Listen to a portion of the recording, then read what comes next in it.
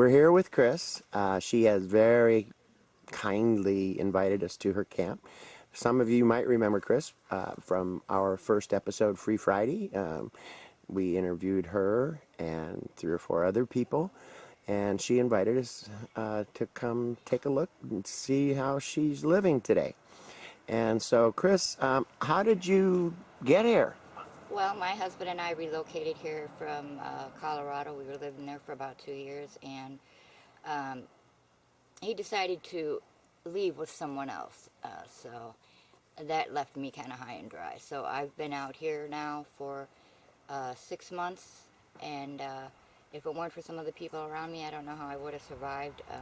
Camping for a weekend or so is a lot different than being out here for 6 months or longer, or living out here through all 4 seasons and learning how to get along. Um, I freak out about animal noises and dark. I have really bad eyesight, so for me, getting around here at night is really, really hard. I need flashlights, I need a lot of bright light, and these guys were at first like, the lights, the cops, and this and that. And I was like, you know what? I'm not going to hurt myself trying to get around out here. You know, if the cops come, I'll tell them, where are you going to put me? I don't have anywhere to go. I haven't done anything wrong, so you can't take me to jail. So That's kind of the theme here, Chris. What we're talking about is where do people go? I mean, even here, you found a relatively safe spot. But when in talking with other people, where do you go? Where do they go? there's not a whole lot of places. I mean, this place is so small, it doesn't really have a shelter that can be open year round. Where I was in Colorado, in Alamosa, Colorado, there is a shelter called La Puente Home, and it was a wonderful place. Where I came from, you can't live outside. It gets down to 39 and 49 below zero. There is no living outside in the wintertime. So this tiny little shelter, which was like a 3-story house, was open to everybody. It was extended, and there were people there full time. You could stay there, look for jobs. There was an outreach center next door that helped people with Social Security, getting rides to places, having the forms there so that they wouldn't have to go all the way to the agency. They could fill the forms out there and take it with them. They could have advocates to help them fill paperwork out because a lot of people couldn't read or write English. One of the things that we're doing with this show is we want to talk about solutions. Yeah. And you just read off a litany of services Yeah. that could be just really helpful and really doable. There is one thing that comes to mind for me here. There are a lot of people on the streets and homeless who have some pretty serious mental health issues. Yeah. And how does that affect you here? How does that work here? Well, I have my own issues too. I mean, I take Prozac. I have anxiety and disorders and sleep disorders, and I deal with depression. So sometimes it gets bad, but I can maintain. I'm not as bad as other people. There are people here that are vets. There are people here that have flashback issues. There are people here that haven't had counseling and can't move on because they haven't dealt with certain issues and they don't know how. Um, if you're stuck at some point in your life and you don't know how to move on, chances are you're going to always be stuck there if you don't have somebody that's going to help you, find a way to get past that, or Right. teach you tools to deal with that at some point. And a lot of these people don't have that. Some of these people are out here by choice. Granted, that's fine if that's the way you want to live, but most of the people out here are out here not by choice. And a lot of them don't have family. My parents, I always say to people, if you have a mother and father still left, you're very lucky, and you should cherish that. Because I don't have family I can go to. That's it.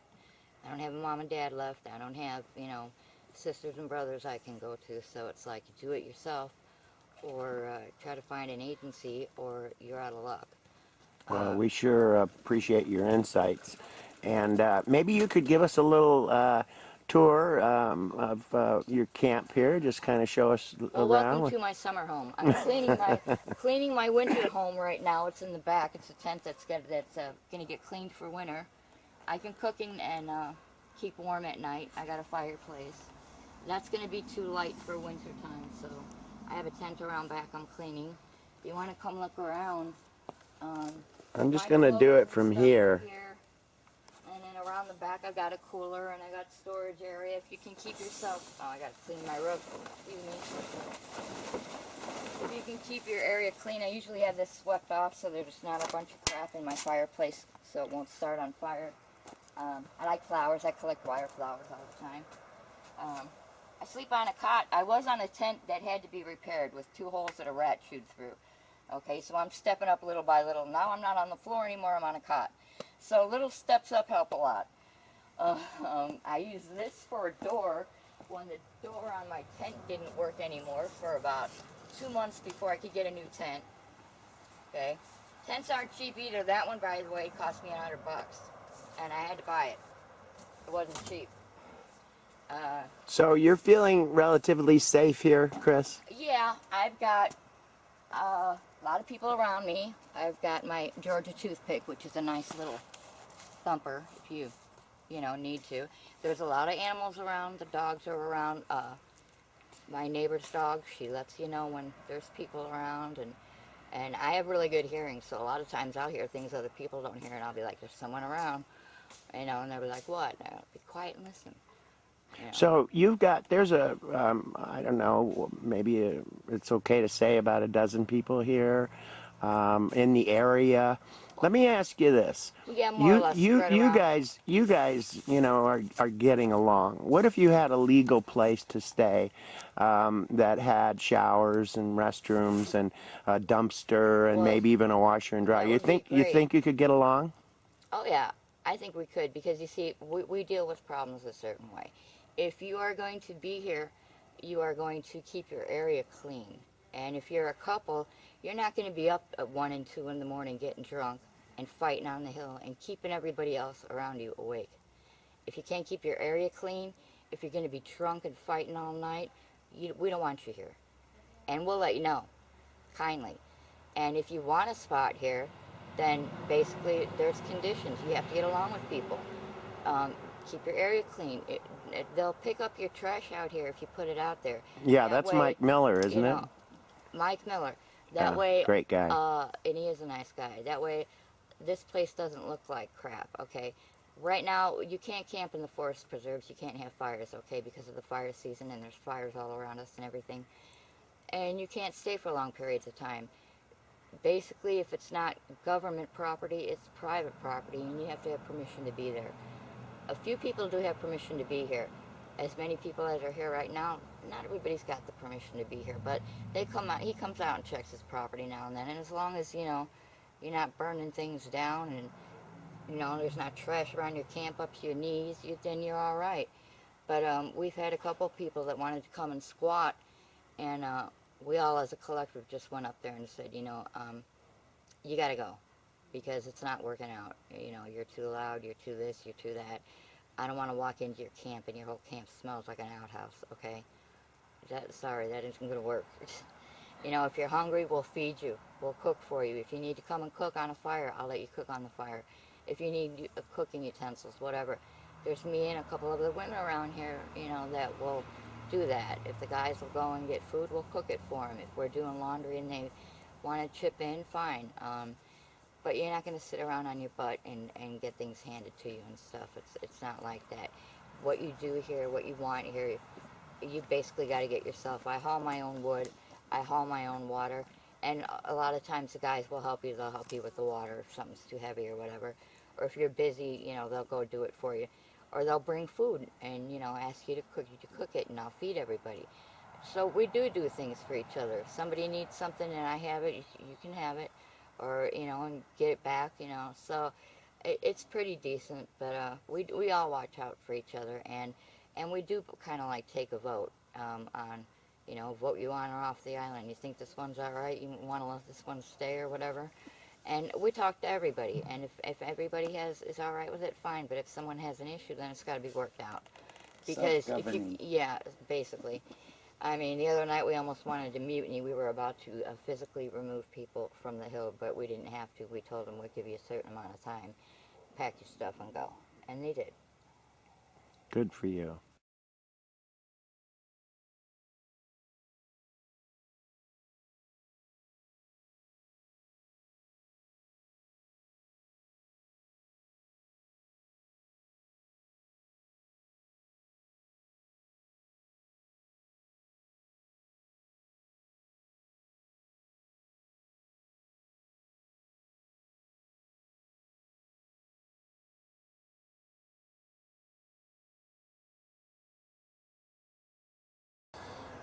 Well, we're lucky to be talking with Mike Miller today.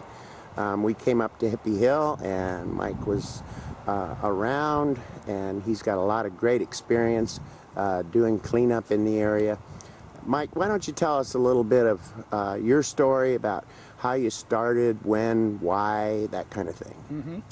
Yeah, let's see, it'll be 2 years ago this October that I went to a community meeting, which I live a half hour out of town, so it's just to go to a community meeting. I just wanted to get involved a little bit. I'm retired, so I go to a community town hall meeting, and I went to 2 of them actually, and just to get a feel for what's going on around here, because I'm retired, like I said. And so, long story short, after the meeting was over, and this local gentleman that's been picking up trash in our area for 5-6 years, I'd say, quit. He said, "I've had it." He's fed up. And so me and this Paul Ensimer, a local, he has a business in town, decide, well, we'll pick up where he left off a little bit. We'll do what we can, to keep the trash down. And that's where I've been. And since I got started doing that, I've worked with a number of people. One homeless guy at the beginning, a guy named 8. He's moved on since. I come in Tuesdays and Fridays, regular hours, say noon to 2 is what I was telling everybody. And a lot of the homeless that don't have the means to take their bags to the dump would leave them by the trailheads. I was telling them to put them by the road where I could see them, but then I changed that because we don't want the bags sitting along the roadside. So for almost 2 years, I got it all written down. I got all the receipts. I'm going to say 80,000 pounds in the last year and a half. Are you working with any agencies? Are you getting some money? Are you able to pay people? When I first started out, I was paying myself the dump fees. And then somebody told me to get in touch with the county, and I did. And I'm in touch with this lady with Public Works out of Eureka, JoJo Gilmore, I think her name is. Well, anyhow, so I get my dump fees waived. So now when I take bags to the dump, I just sign a piece of paper and it's taken care of. The county's allotted so much to give out to people for this reason, I think. And then I used it up last year. And then she said, "Oh, that's it. We used up the money that was allotted us," that kind of thing. And now I'm back, though. As of July 1st, I have my dump fees waived again. Well, it sounds like a really much-needed service. The reality is that we do have somewhere in the neighborhood of 2,000 homeless people here in Humboldt County. It's not going to go away anytime soon. No. There's really no place for them to go. Right. And so you're really providing this service. And how many, say, camps do you serve, and say approximately how many people? I'm going to say about a dozen. See, I've got it set up with, say, the different little chiefs of the trailheads where these camps are all located, and I talk to usually 1 or 2 people representing a bunch of others, and they bring their trash. I throw it in the back of my truck Tuesdays and Fridays. Like a dozen or so people. It might be 15, 20 camps that I might be helping keep clean, type of thing. And then I did this community cleanup. Again, the county had a big deal, Recology. The Recology people donated a 20-yard dumpster, and so I put something in the paper, and we had a little community cleanup one weekend. This was a month or 2 ago, and we picked up a couple thousand pounds in just a few hours. But then when we leave, there's a lot of trash gone. Yeah, I'm just learning a lot about southern Humboldt. There is a marijuana industry here. Everyone knows that. There's a lot of people that come into work, you know, that are somewhat transient, and they're here to make some money and leave. So, you know, there's a lot of resentment. There's a lot of people who are upset about having homeless people downtown. Yeah, rightly so. Some of them aren't very polite, what have you. Others are real nice and want to help and want to pitch in. You're going to find that in any walk of life, though. You know, crazy people that live in houses too around here. So, you know, it's what it is. One of the things that we want to do with this show is talk about solutions, and you're definitely part of the solution. And we do want to talk about some legal camping, where people can have, you know, showers and dumpsters Sure, and resources they could use, sure. exactly. We talked about that at different. I'm with another group too, and we're trying to get a public restroom in the area too. We've been doing that for over a year, maybe about the same time. A public restroom working group, 2 years, and a good bunch of people. There's 8 of us, and we want to see public restroom open 24/7, and we figure that will alleviate a lot of the you know, problems. Big time, People. big time. Yeah. Mike, could you tell us a little bit about your arrangement with the county? I believe it's Public Works. How does that work? Well, when I first got started, I kind of used my own funds to take trash to the dump, and then after a while, this lady that I was working with at our public restroom working group told me I should call somebody up in Eureka about getting my dump fees waived, and I did.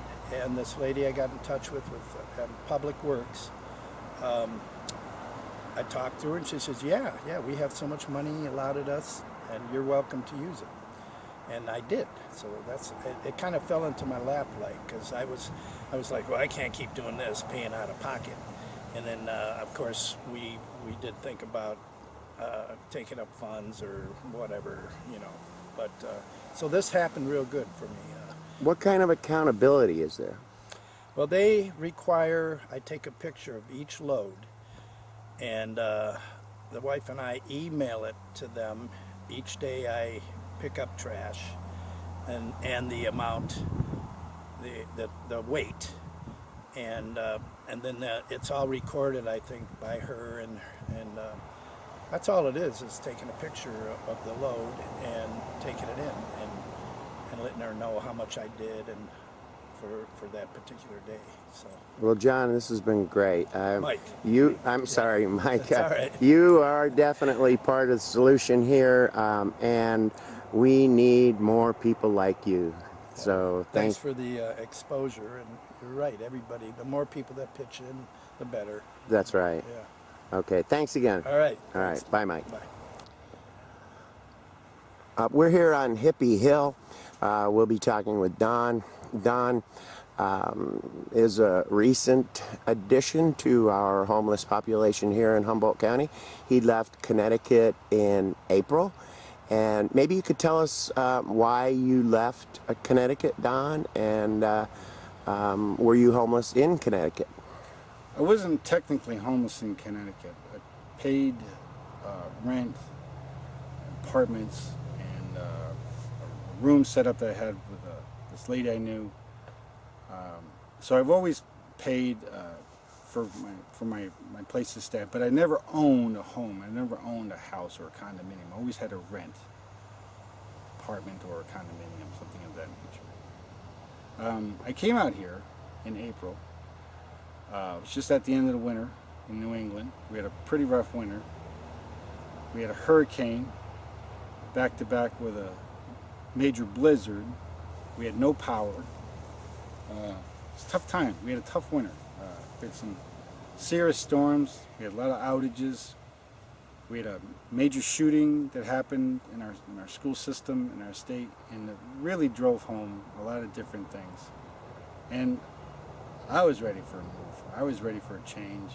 Was that promoting a lot of fear And a lot of talk about guns and Oh yeah, yeah. That's our whole world. Connecticut's our guns, and slowly but surely, piece by piece, it's being decimated. And some say that's good, and others say that's horrible. Think of all the companies in our whole history, people being employed throughout our whole nation's life. Colt Manufacturing, Smith and Wesson, Mossberg, Remington, Winchester. All that's being taken away. well, let me ask you this, Don. It kind of leads into it. You're here on Hippie Hill. You're, you know, in a tent, relatively vulnerable. Are you feeling safe here? Do you ever get hassled by the sheriff's department or anything? I wouldn't use the word hassled. They've been up here before, more than a few times. I only ran across them one time, and that was for a police episode they had with an individual that on the hill itself. We were told to vacate the property or we'd be arrested, and that never came about.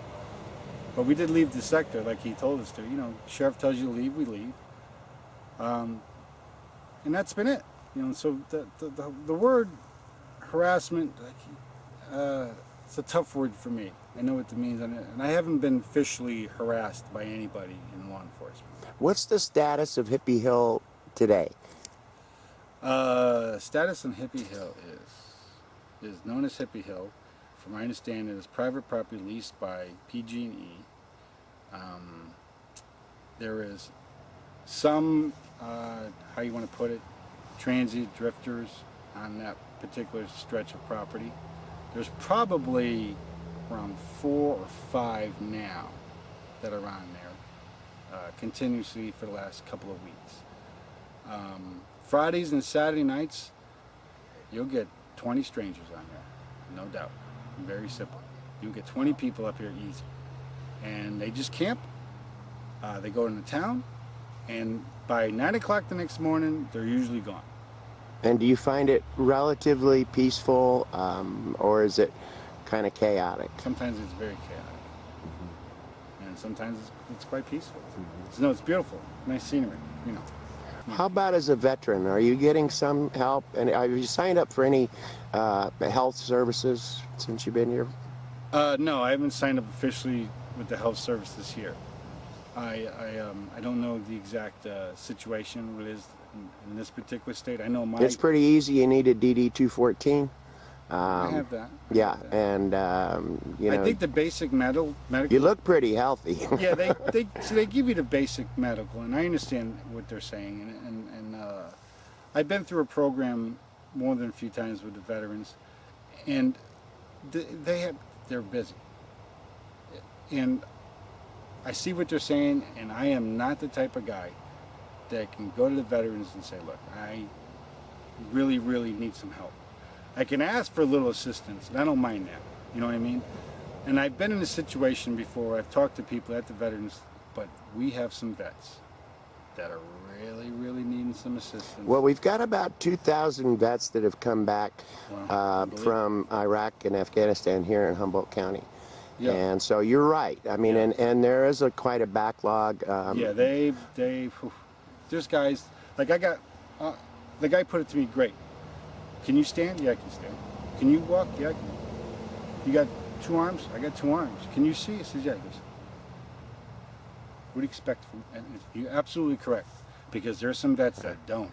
Yeah, and a lot of them. Those are the ones we got to look out for. Exactly. Man, and then a lot of them are saying, hey, don't look out for me.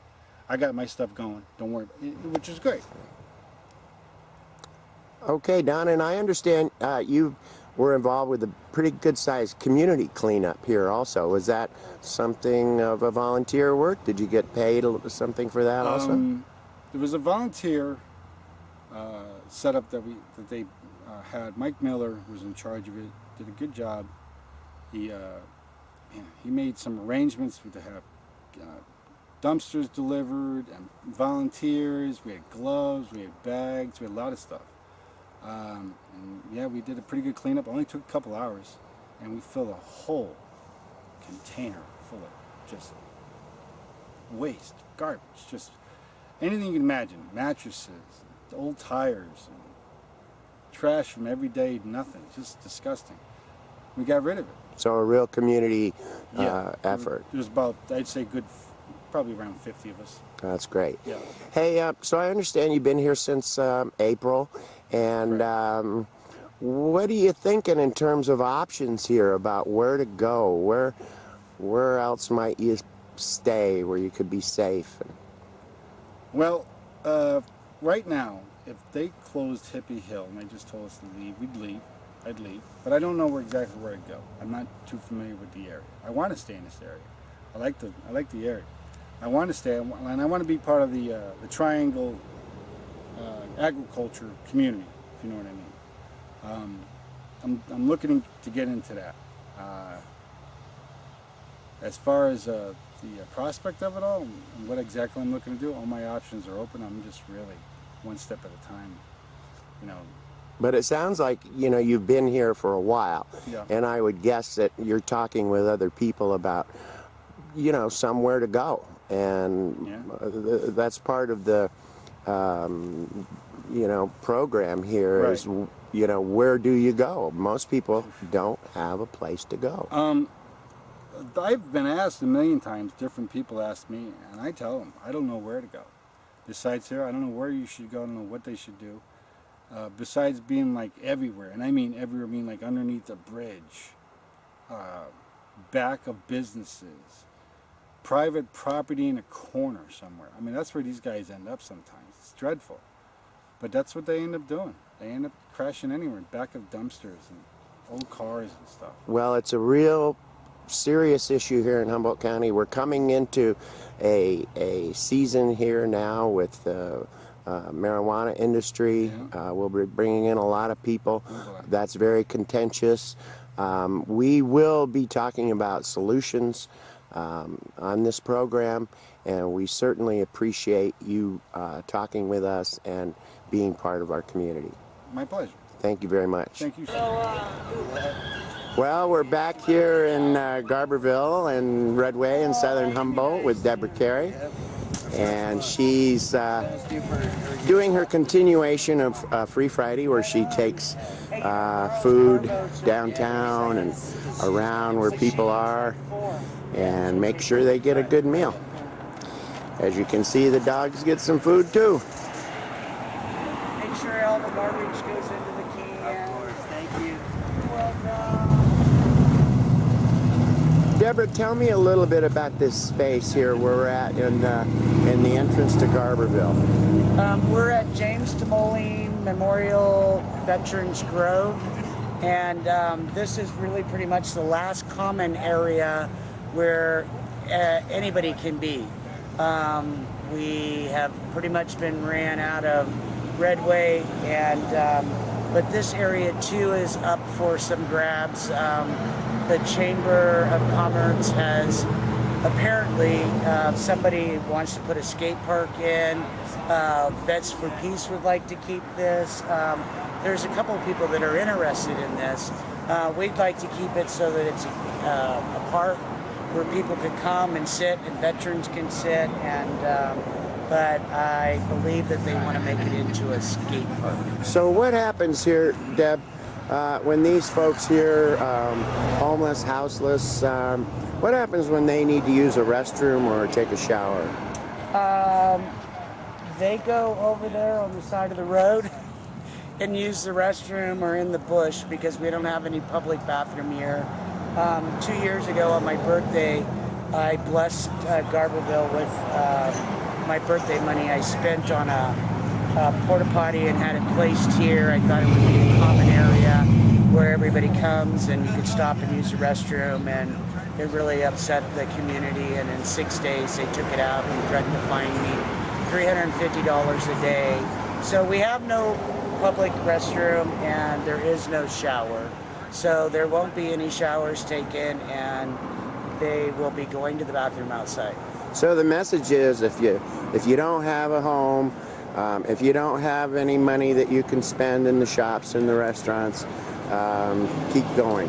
Yeah, move on. Nowhere to go. Nowhere to go. Thank you, dear.